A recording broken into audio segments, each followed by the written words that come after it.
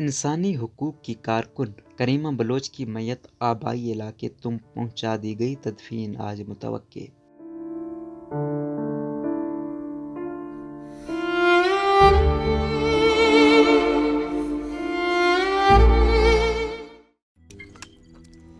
روزنامہ قدرت کی ویڈیو دیکھنے کے لیے ابھی یوٹیوب چینل پر سبسکرائب کریں اور بیل آئیکن پر بھی کلک کریں۔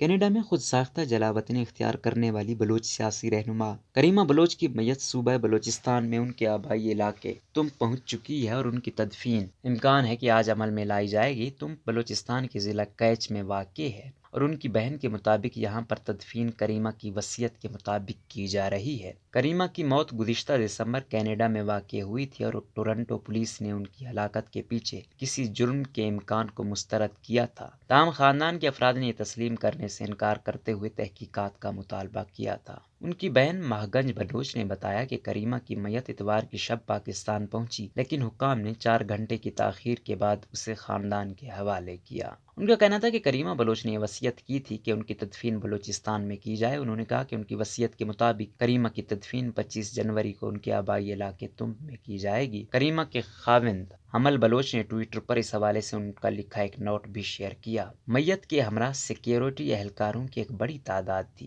کریمہ بلوچ کی میت اتوار کو کینیڈا سے پاکستان کے سب سے بڑے شہر کراچی پہنچی تھی۔ حوالگی کے بعد خاندان کے افراد میت کو لے کر بذریعہ روڈ اپنے آبائی علاقے کی جانب روانہ ہو گئے۔ ان کی بہن مہاگنج بلوچ نے بتایا کہ میت کے ہمراہ سیکیورٹی اہلکاروں کی ایک بڑی تعداد تھی۔ مہاگنج بلوچ نے دعویٰ کیا کہ میت کو پہلے ان کے حوالے کرنے میں رکاوٹ ڈالی گئی اور یہ بتایا گیا کہ اسے ایک خصوصی طیارے میں تربت پہنچایا جائے گا۔ ہم نے اس پر احتجاج کیا اور کہا کہ ہم میت کو بذریعہ روڈ اپنے آبائی علاقے لے جائیں گے، جس پر یہ کہا گیا کہ اگر آپ لوگ نہیں مانتے تو لاش کو واپس ٹورنٹو بھیج دیں گے۔ انہوں نے بتایا کہ خاندان کے افراد کے احتجاج پر میت کو 4 گھنٹے بعد صبح 7 بجے کے قریب حوالے کیا گیا، لیکن ہمیں میت کو کراچی سے ہماری اپنی مرضی کے مطابق روٹ سے نہیں لے جانے دیا گیا۔ ان کا کہنا تھا کہ لوگوں نے کراچی میں مختلف علاقوں میں میت کے استقبال کا پروگرام بنایا تھا، لیکن ہمیں دیگر راستوں سے نکال کر بلوچستان کے علاقے ہب پہنچایا گیا۔ جب صبح 9:30 بجے مہاگنج سے رابطہ ہوا تو ان کا کہنا تھا کہ وہ اس وقت بلوچستان کے علاقے وندر سے گزر رہے ہیں۔ انہوں نے دعویٰ کیا کہ ان کے علاقے میں پہلے ہی موبائل نیٹ ورک کو بند کر دیا گیا ہے۔ کریمہ بلوچ کی موت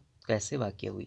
کریمہ بلوچ کی موت گزشتہ سال دسمبر میں کینیڈا کے شہر ٹورنٹو میں ہوئی تھی۔ ٹورنٹو پولیس کو ان کی لاش پانی سے ملی تھی۔ ٹورنٹو پولیس نے ان کی ہلاکت کے پیچھے کسی جرم کے امکان کو مسترد کیا تھا، لیکن کریمہ بلوچ کے خاندان کے افراد اور بلوچ قوم پرست جماعتوں نے یہ الزام عائد کیا تھا کہ ان کو ایک سازش کے تحت ہلاک کیا گیا۔ بلوچ سیاسی کارکن ڈاکٹر مہرنگ کے مطابق یہ جلا وطنی اختیار کرنے والے بلوچ سیاسی رہنماؤں اور دانشوروں کے ساتھ پیش آنے والا اپنی نوعیت کا دوسرا واقعہ تھا۔ ان کا کہنا تھا کہ جس طرح گمشدگی کے بعد سویڈن میں بلوچ صحافی ساجد حسین کی لاش پانی سے ملی تھی، اسی طرح گمشدگی کے بعد کریمہ بلوچ کی بھی لاش پانی سے ملی۔ کریمہ بلوچ کی بہن مہاگنج نے بھی اس بات کو ماننے کے لیے تیار نہیں کہ ان کی موت حادثاتی تھی۔ BBC سے بات کرتے ہوئے مہاگنج بلوچ نے بتایا کہ ان کی بہن ایک بہادر اور مضبوط اعصاب کی مالک تھی اور وہ خودکشی کو بزدلی سمجھتی تھی۔ ان کا کہنا تھا کہ بلوچستان میں جب مرد سیاسی کارکنوں کے لیے اعلانیہ سیاسی جدوجہد کرنا مشکل تھا تو کریمہ بلوچ نے کلدم بلوچ اسٹوڈنٹ آرگنائزیشن آزاد BSO آزاد کی قیادت کی تھی۔ کریمہ بلوچ کی موت کے بارے میں تحقیقات کا مطالبہ۔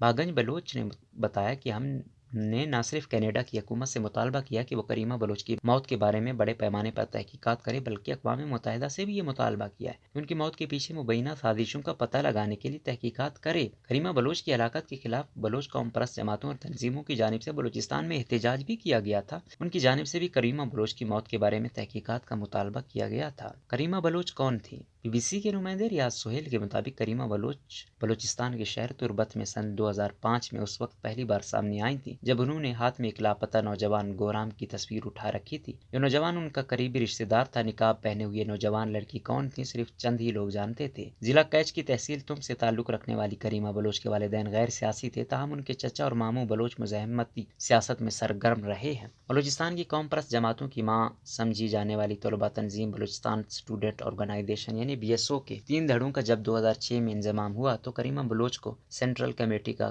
رکن منتخب کیا گیا۔ سفر جاری رہا اور سن 2008 میں وہ جونیئر نائب صدر کے عہدے پر فائز ہوئیں۔ جب BSO کے سینئر نائب صدر ذاکر مجید کی گمشدگی ہوئی تو کریمہ نے ان کا یہ عہدہ سنبھالا۔ BSO رہنما زاہد بلوچ کی جبری گمشدگی کے بعد کریمہ نے تنظیم کی چیئرپرسن کے طور پر ذمہ داریاں سنبھالی تھیں اور وہ BSO کی پہلی خاتون چیئرپرسن تھیں۔ تنظیمی طور پر یہ کٹھن دور تھا جب تنظیم کے مرکزی رہنماؤں کی جبری گمشدگی ہو چکی تھی۔ بعض افراد پوشیدہ ہو گئے تھے اور کچھ نے سرے سے ہی اپنی راہیں علیحدہ کر لی تھیں۔ بلوچستان کی آزادی پر یقین رکھنے والی اس طلبہ تنظیم BSO آزاد پر حکومت پاکستان نے مارچ 2013 میں پابندی عائد کر دی تھی۔ ایسے میں کریمہ بلوچ نے اس تنظیم کو فعال رکھا اور بلوچستان کے دور دراز علاقوں میں جا کر تنظیمی مواد وہاں پہنچاتی رہیں۔ کریمہ بلوچ کا شمار ان پہلی خواتین طلبہ رہنماؤں کے طور پر کیا جاتا ہے جنہوں نے نئی روایت قائم کی اور تربت سے لے کر کوئٹہ تک سڑکوں پر نکل کر احتجاج کیا۔ انہوں نے تربت سے BA کیا اور بعد میں بلوچستان یونیورسٹی میں MA میں داخلہ لیا، لیکن اپنی سیاسی سرگرمیوں کے باعث تعلیم جاری رکھ نہیں سکی۔ پاکستان میں حالات ناسازگار ہونے کے بعد وہ کینیڈا چلی گئیں جہاں انہوں نے سیاسی پناہ حاصل کی۔ وہ یورپ سمیت جنیوا میں انسانی حقوق کے حوالے سے اجلاسوں میں شرکت کرتی رہیں اور ٹویٹر اور فیس بک پر اپنے خیالات کا اظہار کرتی تھیں۔ بلوچ خواتین میں سیاسی تحریک پیدا کرنے کی بانی۔ کریمہ بلوچ کو بلوچ خواتین میں سیاسی تحریک پیدا کرنے کا کریڈٹ بھی دیا جاتا ہے۔ وہ بلوچ اسٹوڈنٹس آرگنائزیشن کی 70 برس کی تاریخ میں تنظیم کی پہلی خاتون سربراہ بنی۔ بلوچستان میں طالبات کو بلوچ تحریک میں شامل رکھنے اور احتجاجوں میں شریک کرانے میں ان کا اہم کردار رہا ہے۔ سن 2014 میں اپنے ایک کزن کے لاپتہ ہونے کے بعد BBC سے بات کرتے ہوئے کریمہ بلوچ کا کہنا تھا کہ انہیں دھمکیاں دی جا رہی ہیں کہ وہ بلوچ حقوق کی جدوجہد سے دستبردار ہو جائیں ورنہ ان کے خاندان کے کسی بھی مرد کو نہیں چھوڑا جائے گا۔ انہوں نے کہا تھا، ہم نے خود اس مشکل راہ کو منتخب کیا ہے، اس لیے میں دھمکیوں سے اپنی جدوجہد سے دستبردار نہیں ہوں گی۔